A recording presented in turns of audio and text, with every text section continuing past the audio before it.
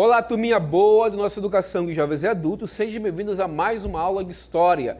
Eu sou o professor Nonias Carvalho e serei o seu professor de História nessa aula maravilhosa que teremos então. Vamos então ao tema de nossa aula, vamos lá. Aula de número 21, objeto de conhecimento, industrialização e imperialismo. Detalhamento, o imperialismo na África, resistência africana, partilha da Ásia, Japão, uma nova potência capitalista. Então, galera, sem mais conversas, vamos à nossa aula.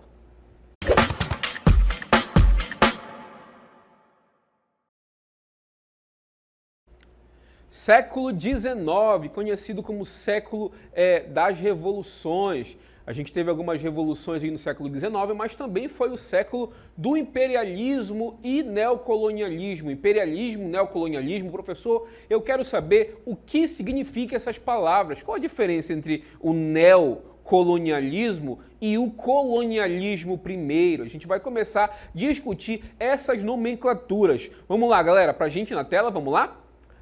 Colonialismo versus neocolonialismo. Colonialismo, como vocês podem imaginar, porque eu sei que meus alunos são inteligentes, devem imaginar que colonialismo tem a ver com colonização. Professor, a gente estudou em aulas anteriores que o Brasil foi colonizado por portugueses. Houve aqui no Brasil um processo de colonização em que os portugueses vieram para cá, para o território brasileiro, e colonizaram esse território. E a gente sabe que muito da nossa cultura, até mesmo o nosso idioma, o português, ele vem desse período de colonização portuguesa. Mas, professor, e neocolonialismo, professor? Qual a diferença entre o colonialismo e o neocolonialismo? Vamos analisar a palavra, tá, gente? Neo é um prefixo que vem do inglês novo, não é, galera? Então, como a gente fala neocolonialismo, logo a gente conclui que é o novo colonialismo. Se o colonialismo lá do século, o primeiro colonialismo aconteceu lá no século XVI, galera, século XVI, anos de 1500 e por diante, o neocolonialismo vai ocorrer precisamente, como eu falei para vocês, no século XIX. Qual a diferença, gente? É um momento histórico, as justificativas para essa dominação, o momento em que os países europeus que colonizaram estavam vivendo, e é isso que a gente vai discutir a partir de agora. Vamos lá. Neocolonialismo foi uma nova forma de colonizar territórios, diferente da expansão territorial que ocorreu durante o chamado colonialismo. Agora sim, voltando comigo, vamos então ver a diferença entre o neocolonialismo e o colonialismo. Olha o que o texto fala pra gente, galera. O colonialismo ocorreu sob o patrocínio da burguesia comercial em busca de ouro, prata, principalmente na América ou nas Américas, né? A gente vê que nesse momento, galera, a gente está vivendo, economicamente falando, o mercantilismo. Mercantilismo é aquele sistema econômico, um embrião para o que viria a ser o capitalismo, em que prevalece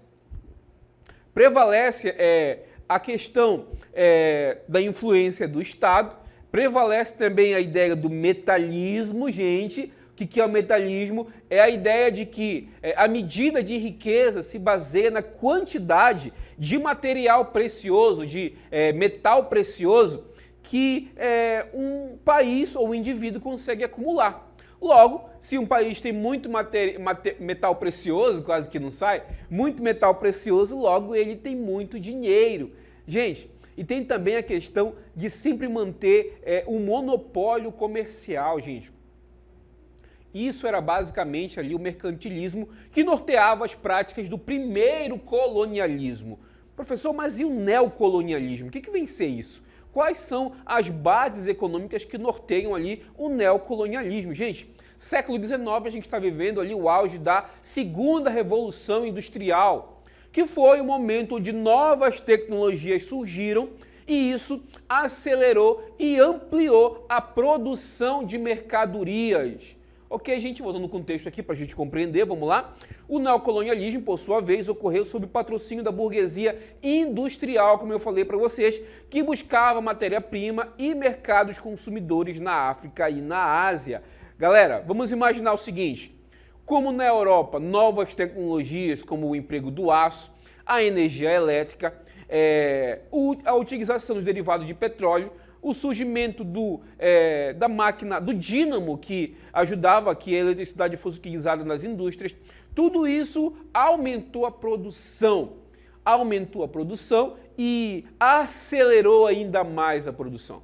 Vamos imaginar uma coisa, o professor aqui vai dar uma de industrial, burguês, e é um fabricante de um determinado material, de bicicletas, por exemplo.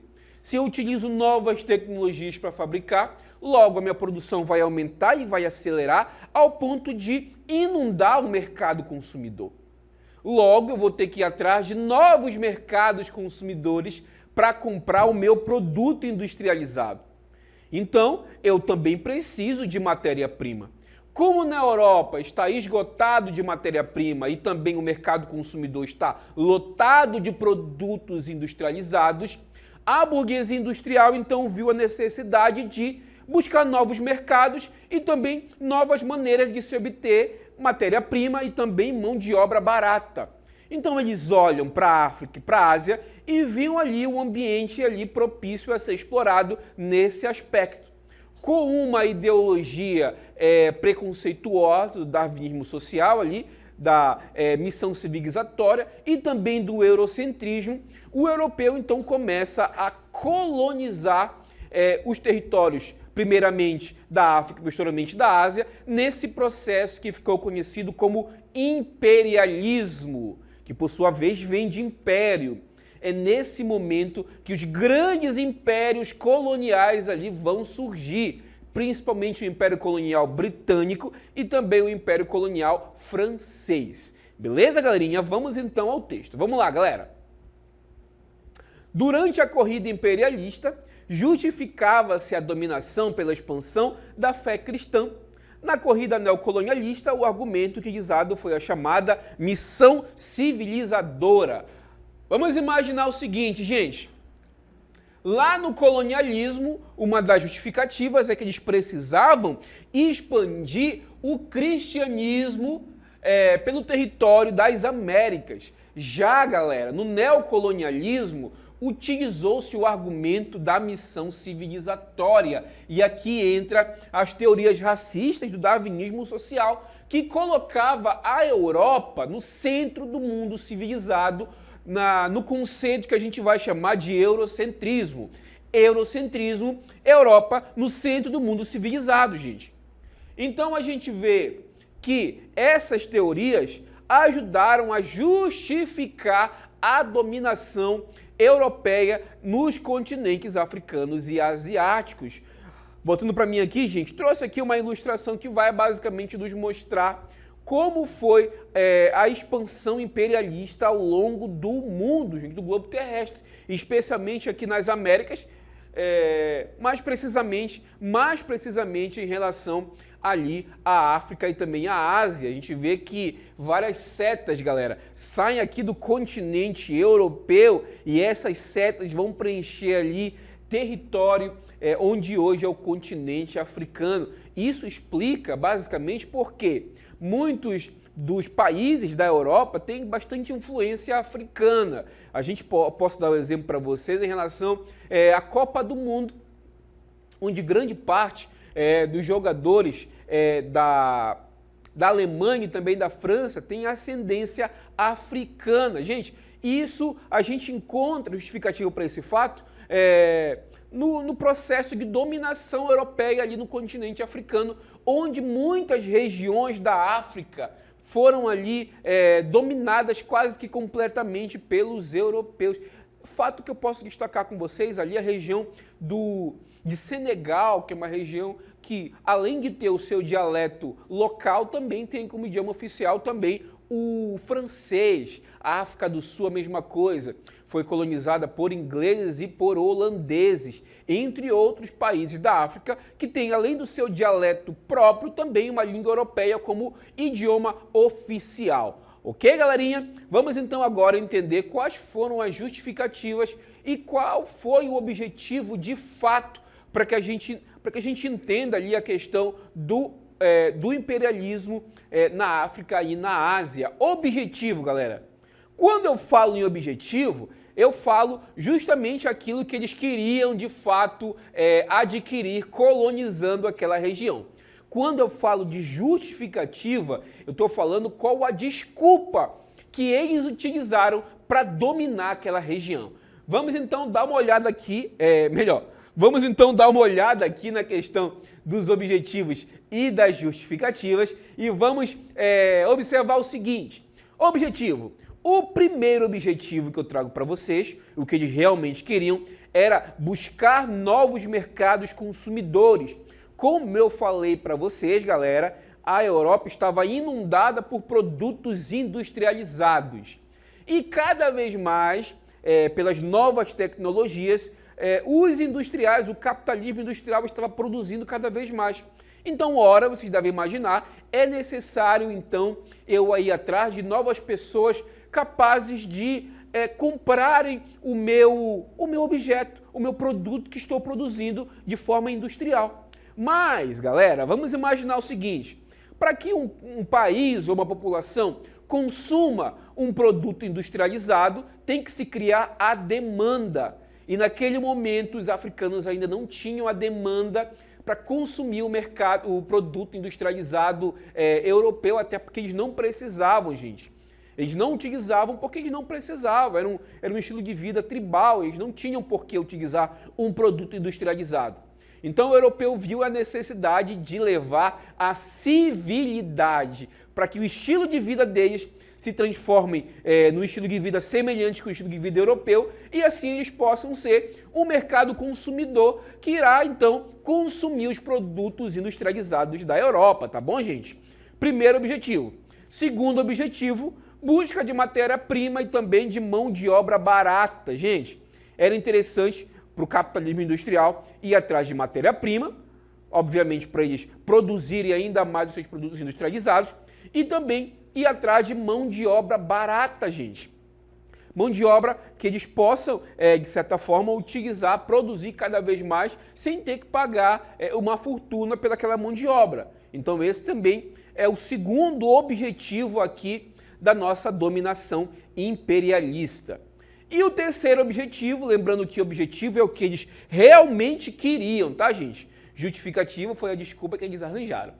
Vamos lá, gente. Objetivo, a necessidade de alocar o excedente populacional e de capital. A Europa estava abarrotada de pessoas e também de capital que estava excedendo, então eles precisavam investir esse capital em algum lugar. A saída foi, então, colonizar a África e a Ásia e alocar colonos para aquela localidade justamente para esvaziar o excedente populacional lá da Europa e também investir o capital excedente em digamos que, um projeto que viria a dar lucro futuramente. Agora partiremos, galera, para a justificativa, que foram as desculpas que eles utilizaram para dominar a África naquele momento. E a primeira que eu trago para vocês é a ideia do darwinismo social. Professor, o que é darwinismo social? O darwinismo, lá da biologia, ele traz para a gente o conceito de evolução das espécies. Que uma espécie se adapta a um ambiente até evoluir para uma outra espécie onde os mais aptos sobrevivem, segundo a teoria do darwinismo lá da biologia. Lá no século XIX, estava em voga nas ciências sociais o que a gente conhece como o positivismo, que buscava alguns conceitos da biologia e empregava nas ciências sociais. E o darwinismo foi um conceito da biologia utilizado para analisar as sociedades, em detrimento a outras teorias. Galera, o darwinismo social pregava que existem escalas de desenvolvimento de sociedades, de uma sociedade capitalista, moderna e civilizada, para uma sociedade mais arcaica e tribal. Gente, essa teoria colocava as sociedades em escalas de importância. Segunda justificativa para a dominação europeia na África e na Ásia foi a ideia de que existia um eurocentrismo. O que é isso, gente? Euro vem de Europa, Eurocentrismo, vocês devem imaginar que vem de centro, gente.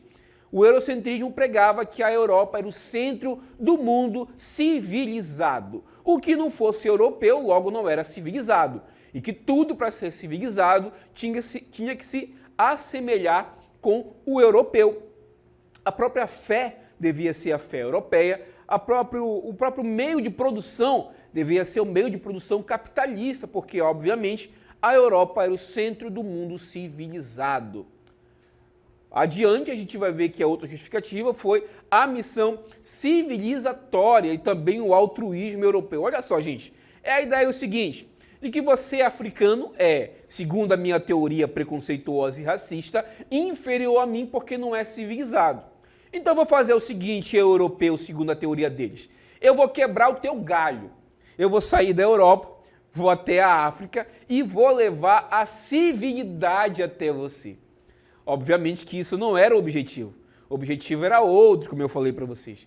Mas a justificativa foi essa missão civilizatória, que é necessário que o europeu, porque segundo a ideologia dele, ele era bonzinho, ele era camarada, então ele ia levar lá a civilidade para as civilizações que eles compreendiam como inferiores a ele. Óbvio que isso era uma justificativa apenas para eles dominarem aquela região. E a outra justificativa é a chamada diplomacia do canhão. Beleza, professor? Eu já entendi sobre o darwinismo social, sobre o eurocentrismo, sobre a ideia do altruísmo europeu performada na missão civilizatória, mas e caso, se o europeu, melhor, se o africano não aceita ser civilizado, o que acontece, entra ali em cena o último tópico, que é a diplomacia do canhão. Obviamente que o europeu vai utilizar o seu poderio bélico para forçar com que o africano e o asiático aderisse às suas vontades e então deixasse ser civilizado e também colonizado. Então a gente compreendeu um pouquinho sobre os objetivos, galera, o que eles realmente queriam, e a justificativa, que foram as teorias que eles bolaram para meio que justificar a sua dominação naquele território. Beleza, galera? Entendido? Vamos então ao texto. Vamos lá, gente. Vamos entender um pouquinho mais sobre a partilha da África. E o texto nos fala o seguinte: com o crescimento econômico da Inglaterra, França, Reino da Itália, Império Alemão, esses países quiseram avançar sobre a África em busca de matéria-prima para suas indústrias. Galera, vou falar para vocês um pouquinho sobre um fato histórico, a chamada Conferência de Berlim, que aconteceu lá na segunda metade do século XIX, que, como o próprio nome fala, é uma conferência que tinha como objetivo repartir, oficializar a partilha da África. Gente, trago para vocês aqui uma imagem, o professor está aqui. Antes da Conferência de Berlim, a gente tem um território africano que era colonizado em grande parte pelas potências imperialistas, mas a gente está vendo que muito da região ela não era colonizada, não era ocupada ainda. Após a Conferência de Berlim, galera, aqui, Conferência de Berlim, a gente vê que o mapa do continente africano se assemelha muito com uma fatia de pixel, com um grande bolo, onde cada país pega a fatia que era mais conveniente.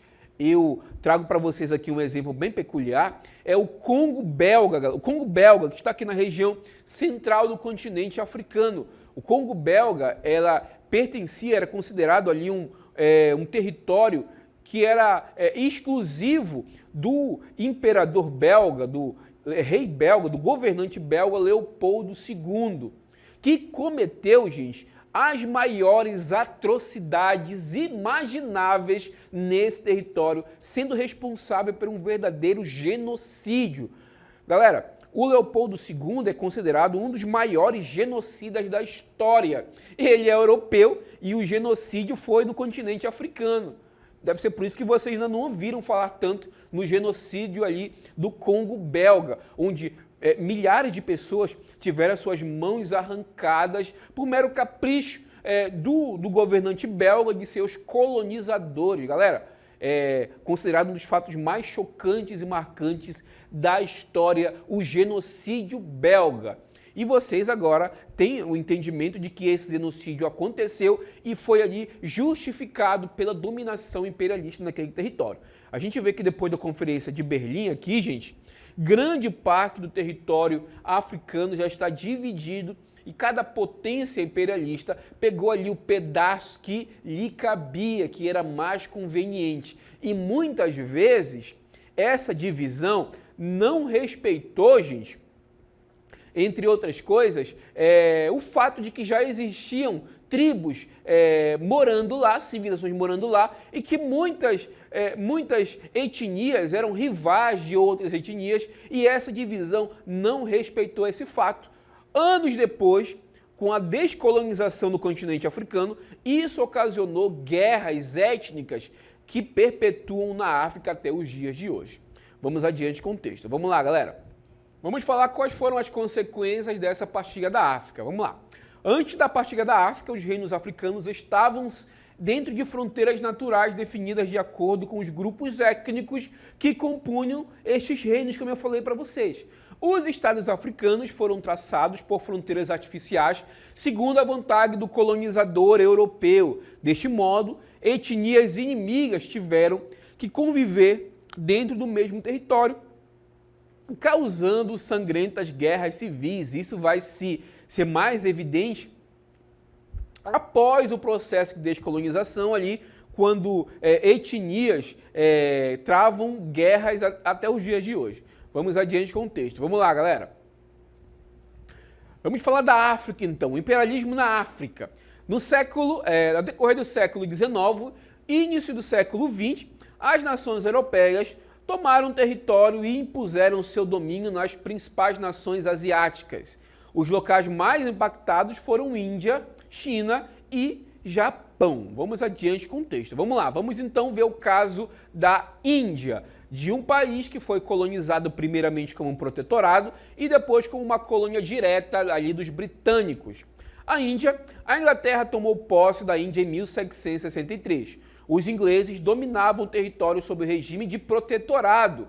O território indiano parecia ser independente, mas tinha de seguir regras impostas pelos ingleses. Até que aconteceu um fato marcante que deu início ali à colonização direta dos britânicos no território da Índia. Vamos adiante entender qual fato foi esse. A Guerra dos Cipaios, galera, que ocorreu ali no território indiano. Vamos entender um pouquinho sobre esse momento. Vamos lá. Cipaios era o nome dado aos soldados indianos. Eram contra o alistamento obrigatório dos indianos para o exército britânico. Isso, obviamente, ia ocasionar um conflito. Vamos adiante com o texto. Vamos lá, galerinha. Após algumas batalhas, o exército britânico venceu. Com o fim do conflito, a Índia passou a ser oficialmente uma colônia britânica. A gente vê ali que uma determinada parcela da população indiana, os chamados cipaios, que eram soldados ali que pertenciam à Índia, se negavam a ingressar no exército britânico. A Índia parecia um país independente, mas era ali oprimida pelo exército britânico em forma de protetorado. Após a Guerra dos Cipaios, de fato e de direito, os britânicos passaram a ter a Índia como uma de suas colônias. Vamos agora ver o caso de outra nação que foi afetada pelo imperialismo, ali, imperialismo britânico, sobretudo, que foi a China. Vamos adiante ver o caso da China e entender como esse país se transformou ali num território disputado por potências imperialistas e, sobretudo, por britânico. Vamos lá, gente. O território chinês também sofrerá com o avanço da Inglaterra e em sua economia. Vamos adiante ver que o principal interferência da Inglaterra, da Grã-Bretanha, por que não dizer, foi em relação ao comércio do ópio. Traz para mim aqui, rapidão, galera, vamos explicar o que venceu o ópio. Gente, o ópio é uma droga alucinógena, altamente viciante, que era consumida aí no território da China.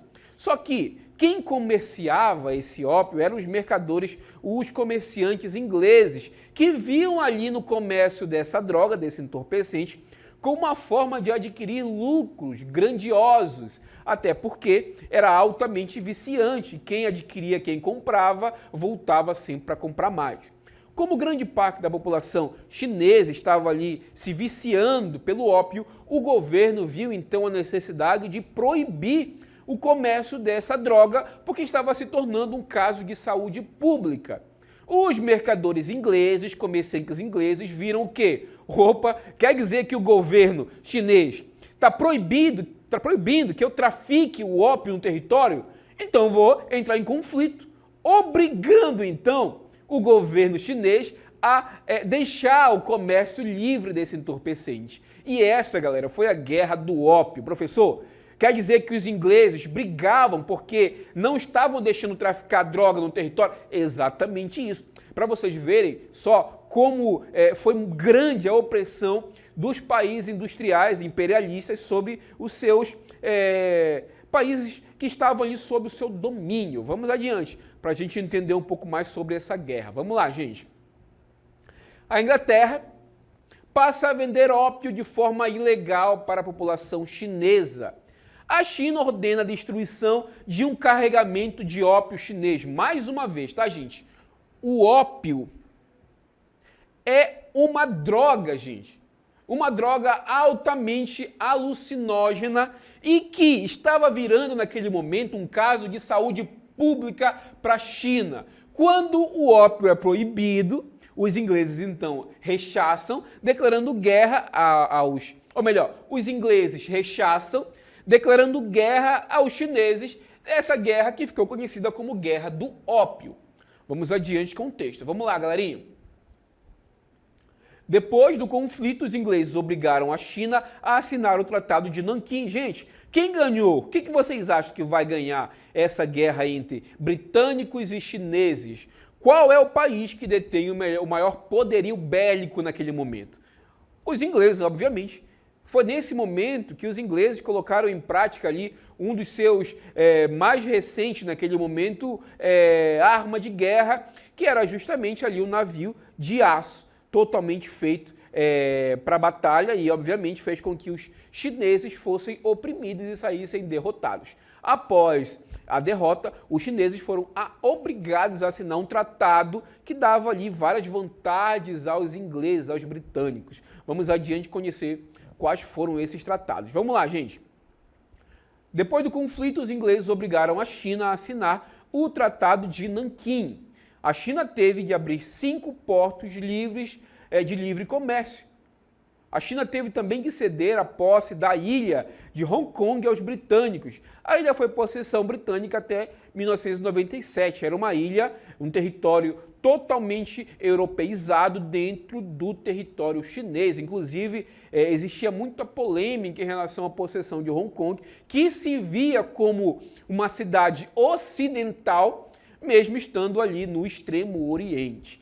Falamos de Índia, falamos de China, vamos falar um pouquinho de uma outra potência que ascendeu naquele momento, a partir de uma revolução, que ficou conhecido como Revolução Meiji, que foi justamente o Japão, que passou ali de um território semi-feudal, um território ali norteado pelas histórias de samurai, a uma grande potência imperialista. Vamos adiante, vamos lá.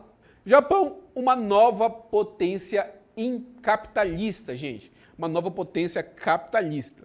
Através da Revolução Meiji, o processo de industrialização do Japão começou em 1868, quando o imperador Mitsuhito sobe ao poder. Esse período foi denominado como Era Meiji, que vai de 1868 até 1912 e foi marcada pelos investimentos em meio de transporte, principalmente ferrovias, bem como portos e minas. Adiante para a gente entender um pouquinho mais. Nesse período, o processo de industrialização foi dificultado pela falta de matéria-prima, energia e o limitado mercado interno. Na tentativa de suplantar esses obstáculos, o governo decidiu investir no militarismo para conquistar territórios e formar colônias. Gente, a Era Meiji ela é considerada um marco na história japonesa, visto que foi nesse momento em que o Japão rompeu com as práticas ali feudais que perpetuavam naquele território e começou a investir na industrialização do arquipélago. Vocês devem imaginar, né, gente? O Japão, não é um país de território vasto. Então era necessário que ele buscasse mecanismo para crescer e desenvolver-se. Então surgiu a ideia de expandir os seus domínios para fora do arquipélago, conquistando outros territórios, principalmente ali território também da China. Uma região bastante disputada entre chineses e japoneses, é a região que fica ao norte da China, conhecida como Manchúria, que vai ser alvo ali da expansão imperialista dos japoneses. Portanto, ali, a partir do século XIX, após a era Meiji, o Japão passa a ser, então, uma grande potência capitalista. Beleza, gente? Eu agradeço muito a participação de vocês e a gente vai encerrando nossa aula por aqui.